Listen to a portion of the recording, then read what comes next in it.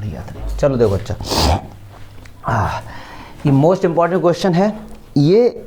इस क्वेश्चन में जो आपको एक नई चीज़ सीखने को मिलेगी उसका नाम क्या है, एंगल बाइसेक्टर थ्योरम। बिना उसके ये आपसे नहीं हो पाएगा। अब ये क्या होती है एक्चुअली में, ये क्वेश्चन इसलिए टफ है क्योंकि एनसीईआरटी में नहीं है और बच्चे लोगों ने पढ़ा भी नहीं, इसलिए उनको ये क्वेश्चन बड़ा टफ लगता है। बट इसे सिंपल करने की पूरी कोशिश करेंगे। चलिए देखिए, कह रहे हैं A B C is a right angle triangle. तो सबसे पहले तो एक आप राइट एंगल ट्रायंगल बना लीजिए। अब एक और समस्या इसमें कि सर राइट एंगल किस पे है, तो इन्होंने आगे जाके ये बताया है कि सच दैट इस तरीके से है कि A B is equals to A C, मतलब ये ऐसा राइट एंगल ट्रायंगल जो कि आइसोसेलीज है, जिसकी दो साइड आपस में क्या है, इक्वल है। अब ये पक्की बात है कि 90 के सामने वाली हाइपोटेन्यूज होती है ये सबसे लॉन्गेस्ट होती है, ये तो कभी बराबर होगी नहीं। तो पक्की बात है यही दो साइड आपस में इक्वल होंगी। तो दोनों में ए कॉमन आ रहा है, ए सी और ए बी में ए कॉमन आ रहा है। तो क्या करूँगा, यहाँ तो ए लिख ही दो आंख बंद करके 90 पे, इसको सी ले लो और इसको बी ले लो। मुझे नहीं लगता इसमें कोई भी ऐसी दिक्कत होगी।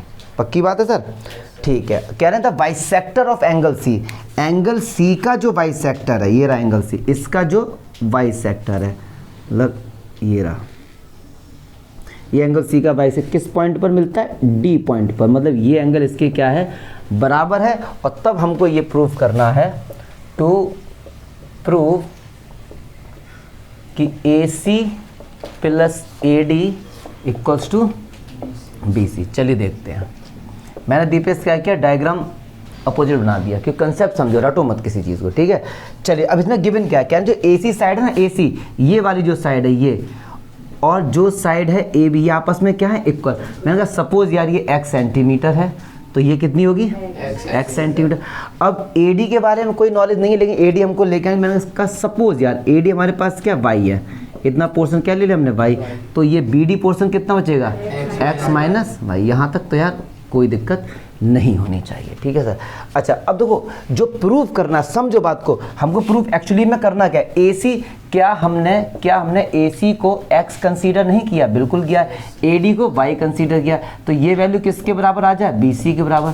अच्छा बी सी को हम पाइथागोरस थ्योरम से निकाल सकते हैं, ठीक है। तो यहाँ लिखेंगे ट्रायंगल ए बी सी, 90 के सामने वाला क्या होता है, हाइपोटेन्यूज। तो पाइथागोरस थ्योरम क्या कहती है, बी सी का स्क्वायर इक्वल्स टू ए सी का स्क्वायर प्लस ए बी का स्क्वायर। तो ए सी क्या भैया x, ए बी क्या x, इनका स्क्वायर ये कितना हो गया 2x स्क्वायर। तो ये हमारे पास बचा बी सी का स्क्वायर। और हमको पता है स्क्वायर जब भी हटता है plus minus under root free मिलता है। क्यों, क्योंकि इसकी पावर कितनी है 2, तो जिसकी पावर 2 होती है उसके कितने आंसर होते हैं 2, तो एक प्लस में और एक माइनस में, तो ये 2x स्क्वायर था। लेकिन दिक्कत ये लेंथ जो है ये हमेशा पॉजिटिव होती है, ये कभी नेगेटिव नहीं हो सकती, तो नेगेटिव को हम लोग हटा देते हैं। तो x स्क्वायर तो रूट के बाहर आएगा, तो x√2 सेंटीमीटर। क्लियर है, यस और नो। तो एक बात ना बताओ यार कि x plus y equals to B C, और बी सी की वैल्यू ये निकल के आई है। क्या अगर हम ये प्रूफ कर दें तो भी तो बात बन जाएगी, यस और नो। समस्या आती सर अब क्या करें, यहाँ तक तो लगभग सारे बच्चे पहुँच जाते। फिर एक थ्योरम है एंगल बाइसेक्टर थ्योरम, वो क्या बताती है उसका प्रूफ भी मैं आपको बताऊंगा भाई, एंगल बाइसेक्टर थ्योरम। इसके प्रूफ का मैं एक अलग से वीडियो बनाऊंगा और उसकी लिंक इसी वीडियो में अपलोड कर दूंगा। अब सुनो क्या कहती है एंगल बाइसेक्टर थ्योरम, कि किसी भी एंगल का अगर आपने हाफ किया, ठीक है, किसी भी एंगल का अगर आपने हाफ किया, सपोज डी पॉइंट पर मिला, तो इन दोनों साइड का रेशियो इन दोनों साइड के रेशियो के बराबर होता है। घर पे आके चेक कर लेना। तो क्या A D upon B D equals to A C upon B C. और इसमें जो एक बात ध्यान रखने की है सुधांशु, सुनो, मैंने कहाँ से स्टार्ट किया, A D upon A B, तो मैं यहीं से जाऊंगा ए सी अपॉन बी सी करूंगा, ठीक है। अगर आप करते कि B D upon D A तो बी सी अपॉन सी ए होता।